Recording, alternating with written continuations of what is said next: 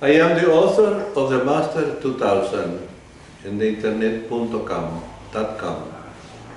and I'm going to talk a little bit about work.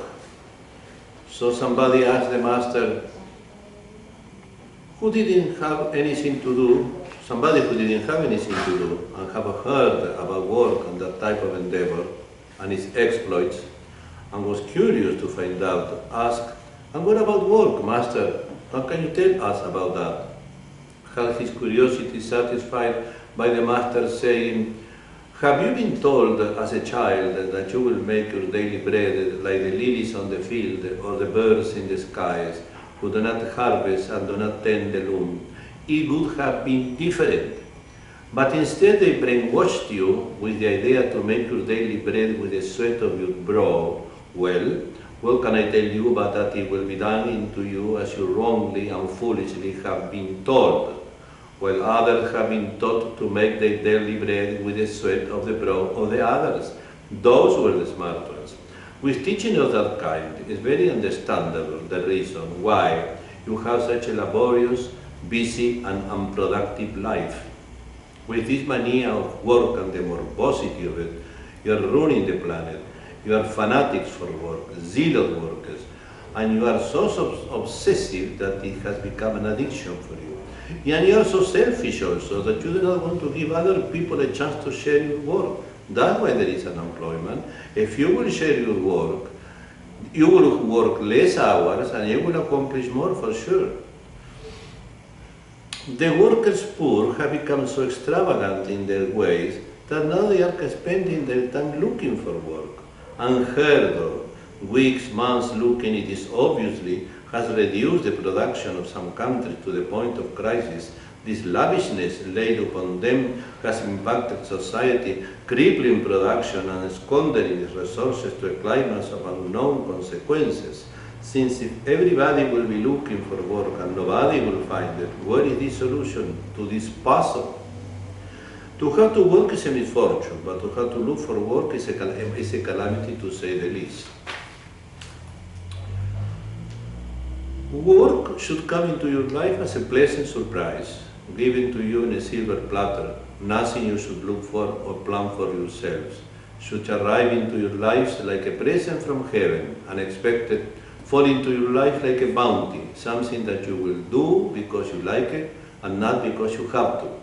And since you like it so much, you will not be able to refuse it. And the result will be a pleasure, a profit, and a bliss. Work only when you do not have to. Then you will choose whatever you like to do, and the result will be plain satisfaction and joy and a blessing. I feel somewhat bewildered by this strange workers' behavior, most unpredictable. This mania of people for work has become an obsession, most indecorous, and unless they change, the values of family life will be lowered to exhaustion, to the point that these extravaganzas of strange behavior of the workers has reached a peak when you have sent your children to entertain themselves at work, unbelievable, unheard of. One must never underestimate the destructive power of work. It is becoming an addiction, like tobacco and alcohol, and you should be treated. You are sick. You must overcome that ill habit or perish. You should have known by now that hard work does not pay. People that have worked hard all their lives, they have seldom accomplished anything worth mentioning. Hard work and poverty go hand in hand. They are in love with each other. In other words, if people who work hard will make money, then all the poor in the world will be rich by now. It is obvious, isn't it? And candy for the news. It is understandable that a man must have some kind of occupation, but only likable. And because you do not need to do it, you will end up doing only what you like. And that is the way it should be. And this is where God's plan for this world, the plan of God for this world was that. But you twisted everything around in the name of civilization and religion, and consequently enslaved them by the billions and tortured them with hunger and poverty. Exploiting this weakness for work, your candidates for government, knowing and being fully aware of this malady and hearing the absurdity of it, to win votes for themselves, they promised you jobs, work, and it surely will make them the winners.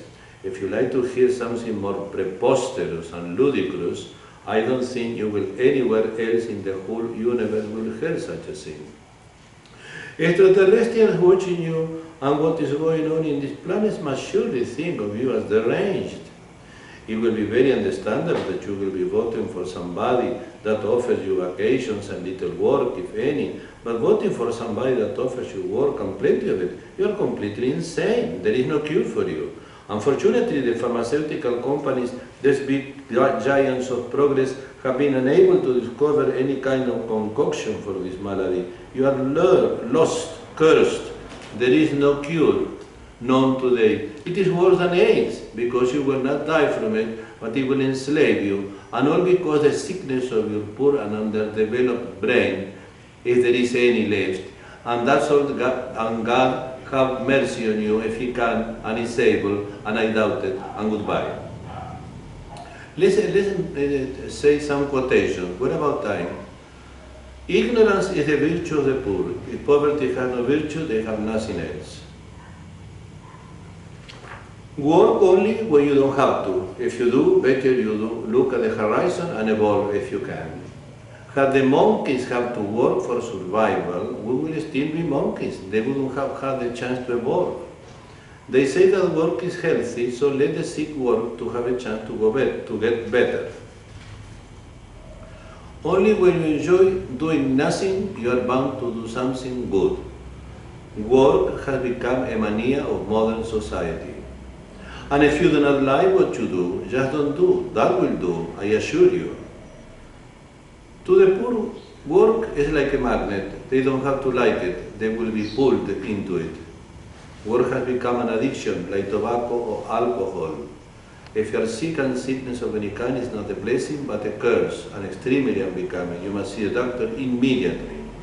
It is obvious to me that must be something macabre in work. Otherwise, why there is so much poverty in the world when people are working so hard or looking for work even harder? Some people are so extremely rich because others are so extremely poor. I'm counting for the news, great reasoning. The rich and the smart decided to make their daily bread with the sweat of the brow of the others. These are the smart ones. Nothing has cooperated to keep people in poverty than religion, with mansions in heaven while here going through hell. If working hard will make money, or the poor will be rich by now. Obvious, isn't it? Candy for the news again. The reason why you do not like what you are doing is undoubtedly because you have no idea what you would like to do. Do not work just to be busy.